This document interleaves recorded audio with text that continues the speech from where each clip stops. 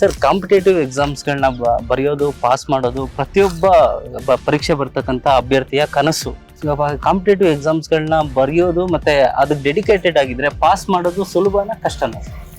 Sir ಸ್ಪರ್ಧಾತ್ಮಕ ಪರೀಕ್ಷೆಗಳಿಗೆ ಬಂದಾದ್ಮೇಲೆ ಹೆಸರೇ ಹೇಳುವಂಗೆ ಸ್ಪರ್ಧೆ ಇದ್ದೇ ಇರುತ್ತೆ.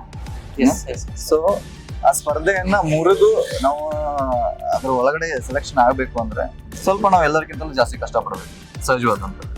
ನಾನು ಇವಾಗ ಏನು ಸ್ಪರ್ಧಾರ್ಥಿಗಳಿದ್ದಾರೆ ಅವ್ರಿಗೆ ಹೇಳೋದು ಒಂದೇ, ನಿಮ್ಮಲ್ಲಿ ಒಂದು ಕನ್ಸಿಸ್ಟೆನ್ಸಿ, ಟೈಮ್ ಡಿಸಿಪ್ಲಿನ್, ಅದ್ರ ಜೊತೆಗೆ ಒಂದು ಚಾಣಾಕ್ಷತನೆ, ಯಾವುದನ್ನ ಎಷ್ಟು ಓದಬೇಕು, ಯಾವುದನ್ನ ಓದಬಾರ್ದು, ಯಾವ ಎಕ್ಸಾಮನ್ನ ಯಾವ ರೀತಿ ಅಪ್ರೋಚ್ ಮಾಡಬೇಕು ಅನ್ನುವಂಥದ್ದನ್ನ ಮೊದಲು ಒಂದ್ ಸ್ವಲ್ಪ ಅನಲೈಸ್ ಮಾಡ್ಕೋಬೇಕು.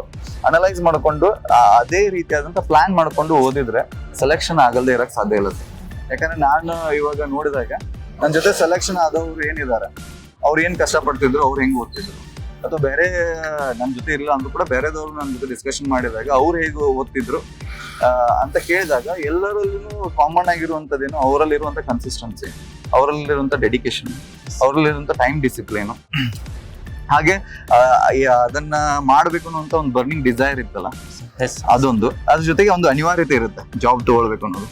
ಮತ್ತೆ ನಮ್ಮ ತಂದೆ ತಾಯಿ ಏನು ಕಷ್ಟ ಪಡ್ತಿದ್ದಾರೆ ಆ ಕಷ್ಟವನ್ನೇ ನಾವು ಮೋಟಿವೇಶನ್ ಆಗಿ ತಗೋಬೇಕು. ನಮ್ಮ ತಂದೆ ತಾಯಿ ಕಷ್ಟಪಟ್ಟು ನಮ್ಮನ್ನ ಕಳಿಸಿರ್ತಾರೆ ಅಂದ್ಮೇಲೆ ಅದನ್ನೇ ನಾವು ಮೋಟಿವೇಶನ್ ಆಗಿ ತಗೊಂಡ್ರೆ ಇವೆಲ್ಲದಕ್ಕಿಂತಲೂ ಒಂದು ಹೆಜ್ಜೆ ಮುಂದೆ ಹೋಗಿ ನಮ್ಮನ್ನ ಪುಷ್ ಅಪ್ ಮಾಡಿ ಸೆಲೆಕ್ಷನ್ ಮಾಡಕ್ಕೆ ಹೆಲ್ಪ್ ಮಾಡುತ್ತೆ. ಸರ್, ಈಗ ಕೆಲವು ಇತ್ತೀಚೆಗೆ ನಡೆದಿರೋ ಘಟನೆಗಳನ್ನ ತಗೊಳಕ್ಕಾದ್ರೆ PSI ಎಕ್ಸಾಮ್ನ ಬರೆದು ಎಲ್ಲೋ ಒಂಥರ ಡಿಪ್ರೆಷನ್ಗೊಳಗಾಗಿ ತನ್ನ ಪ್ರಾಣನೇ ಕಳ್ಕೊಳ್ಳೋಂಥ ಇನ್ಸಿಡೆಂಟ್ಗಳು ಇಲ್ಲಿ ಹುಬ್ಬಳ್ಳಿ ಧಾರವಾಡದಲ್ಲೇ ನಡೆದಿದೆ. ಸೊ ಆ ಥರ ಡಿಪ್ರೆಷನ್ಗೆ ಒಳಗಾಗೋರ್ಗೆ ನೀವೇನಾದ್ರೂ ಸಲಹೆನ ಕೊಡೋದು? ಸರ್, ಒಂದು ಹೇಳೋದಂದ್ರೆ ಈಗೇನು ಆತ್ಮಹತ್ಯೆ ಮಾಡ್ಕೋತಾರೆ, ನಾಟ್ ಓನ್ಲಿ ಕಾಂಪಿಟೇಟಿವ್ ಎಕ್ಸಾಮ್ಸ್, ಯಾವುದೇ ಆತ್ಮಹತ್ಯೆಗಳಿರಲಿ, ಆತ್ಮಹತ್ಯೆ ಮಾಡ್ಕೊಳ್ಳೋಕೆ ನನ್ನ ಪ್ರಕಾರ ಈ ನಮ್ದು ಯಾವುದೋ ಒಂದು ಕೆಲಸ ಇದೆ ಅನ್ಕೊಳ್ರಿ. ಇದೊಂದು ಕೆಲಸ ನಮ್ಗೆ ಸಿಗ್ಲಿಲ್ಲ ಅಂದ್ರೆ ಇನ್ನೊಂದು ಕೆಲಸ ತಗೊಳಕ್ ನಮ್ಗೆ ಅವಕಾಶ ಇದೆ. ಸಬ್ ಇನ್ಸ್ಪೆಕ್ಟರ್ ಅನ್ನೋದಾಗ್ಲಿ ಅಥವಾ ಯಾವುದೋ ಒಂದು ಕಾಂಪಿಟೇಟಿವ್ ಎಕ್ಸಾಮ್ ಅಥವಾ ಯಾವುದೋ ಒಂದು ಗೌರ್ಮೆಂಟ್ ಜಾಬ್ ಅನ್ನೋದಾಗ್ಲಿ, this is not ultimate thing.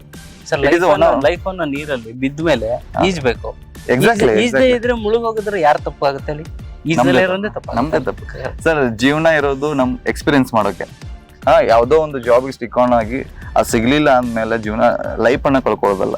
ಅದನ್ನ ಬಿಟ್ಟು ಮತ್ತೊಂದು ಪ್ರಯತ್ನ ಮಾಡಿ, ಇದೇನ್ ನಾನು ಒಂದೇ ಹೇಳ್ತಿದ್ದೆ, ನಾನು ಫೇಲ್ ಆದ್ರೆ ಸಬ್ ಇನ್ಸ್ಪೆಕ್ಟರ್ ಏನ್ ಕೆಲಸ ಮಾಡ್ತಿದ್ದಾನೆ, ಸಬ್ ಇನ್ಸ್ಪೆಕ್ಟರ್ ಹೆಂಗ್ ಜೀವನ ಮಾಡ್ತಿದ್ದಾನೆ, ಅವನಕ್ಕಿಂತಲೂ 10 ಪಟ್ಟು ಚೆನ್ನಾಗಿ ಜೀವನ ನಡೆಸ್ಬೇಕು ನಾನು.